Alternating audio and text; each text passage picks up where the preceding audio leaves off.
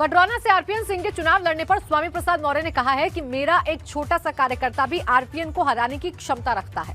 RPN Singh से कोई फर्क नहीं पड़ेगा। कांग्रेस छोड़कर आरपीएन सिंह आज बीजेपी ज्वाइन कर रहे हैं। हमारे साथ स्वामी प्रसाद मौर्य जी हैं।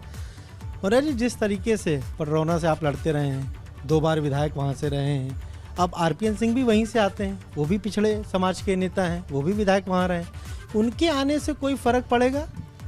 वहाँ भारतीय जनता पार्टी के बहुत से दावेदार थे और सारे दावेदार मिलकर के आरपीएन जी को निपटा देंगे, इसलिए हमारी आवश्यकता ही नहीं पड़ेगी। आरपीएन जी के आने से जिन लोगों का टिकट कटेगा वही सब मिलकर के आरपीएन जी को निपटाएंगे। आप तो वहीं से चुनाव लड़ेंगे, पडरौना से ही। हम कहाँ से लड़ेंगे, कहाँ से नहीं लड़ेंगे, ये राष्ट्रीय अध्यक्ष समाजवादी पार्टी तय करेंगे। इसलिए हम जहाँ से भी लड़ेंगे ये तो तय करेंगे राष्ट्रीय अध्यक्ष जी, नहीं लड़ेंगे ये भी तय करेंगे।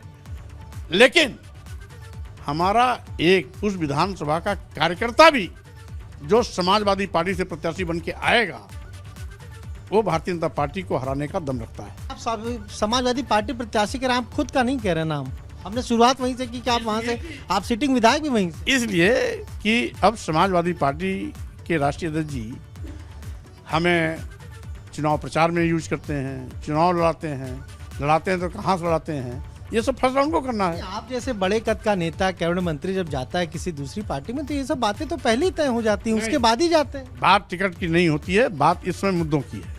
मैं बड़े काज को लेकर वहाँ गया हूँ, इसलिए हमको केवल एक लक्ष्य दिखाई पड़ रहा है, भारतीय जनता पार्टी को मटिया मेट करना, उत्तर प्रदेश से भगाना। तो ये आपने सुना, क्या कहना है पूर्व कैबिनेट मंत्री और बीजेपी से इस्तीफा देने वाले स्वामी प्रसाद मौर्य का। साफ तौर पर वो कह रहे हैं कि आरपीएन सिंह आ जाए, चाहे वहाँ पर कोई भी आ जाए, वहाँ पर स्वामी प्रसाद मौर्य या फिर समाजवादी पार्टी का कोई भी अगर अदना सा कार्यकर्ता भी चुनाव लड़ेगा तो वो जीतेगा और वहाँ बीजेपी को मुंह की खानी पड़ेगी। हालांकि बेटे की टिकट पर उनका साफ तौर पर कहना है कि उन्होंने कोई टिकट की बात कभी की ही नहीं थी और इस तरह की जो कयासबाजी लगाई जा रही थी वो ठीक नहीं थी।